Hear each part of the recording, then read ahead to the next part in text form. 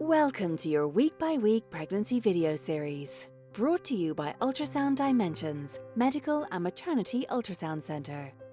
Hi, I'm Monica Healy. Welcome to Pregnancy Chat.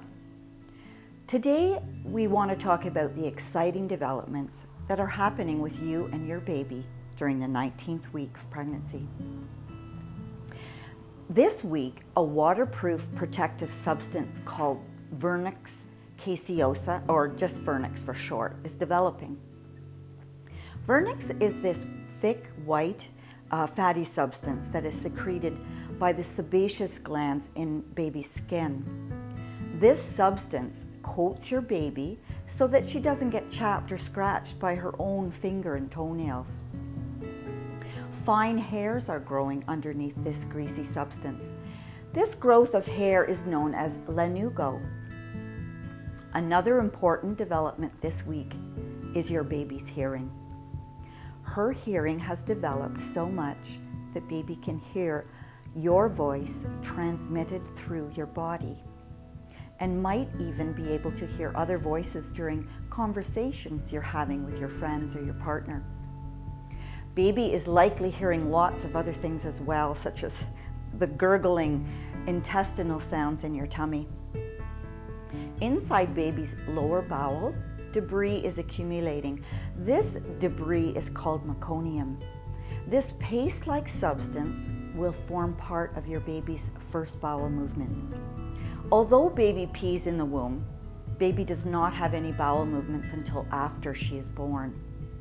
The exception to this is occasionally when mom's in labor and at the time of birth, sometimes babies can become a little distressed and have a bowel movement just before being born.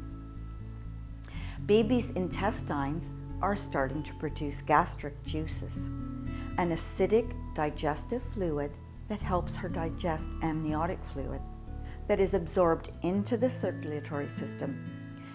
It's also passed to the kidneys to be excreted by the urinary bladder into the amniotic fluid as urine.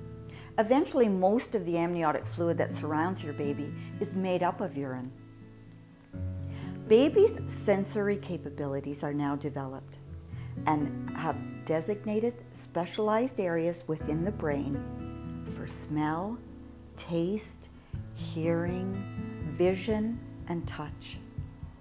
Your baby's weight is about 8.5 ounces and measures 6 inches from the crown to the rump. Her arms and legs are in the right proportions to each other and to the rest of her body now, so baby's really becoming more human-like all the time. Now let's talk about how you're feeling this week. You may be able to feel baby moving, and these first movements are called quickening and feel a little bit like flutters or bubbles bursting.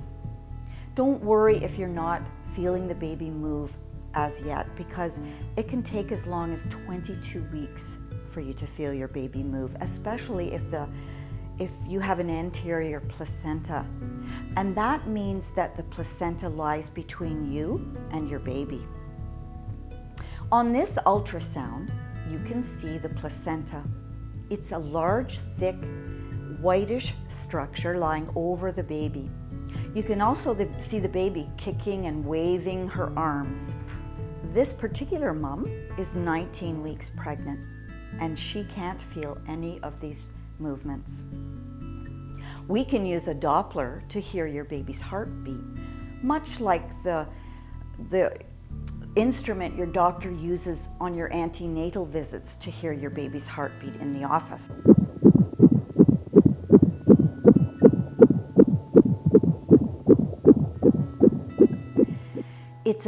It's an amazing moment going in for your first ultrasound and being able to hear your baby's heart beating for the first time. The beat of life right there inside you. As your baby grows, your abdomen will expand and you may experience lower back pain and some abdominal pain. The extra weight gain puts a little stress on your lower back and the ligaments that support your uterus. This increasing weight will continue to increase throughout the pregnancy. Now you're halfway through. This stretching can be uncomfortable, but is nothing to be alarmed about.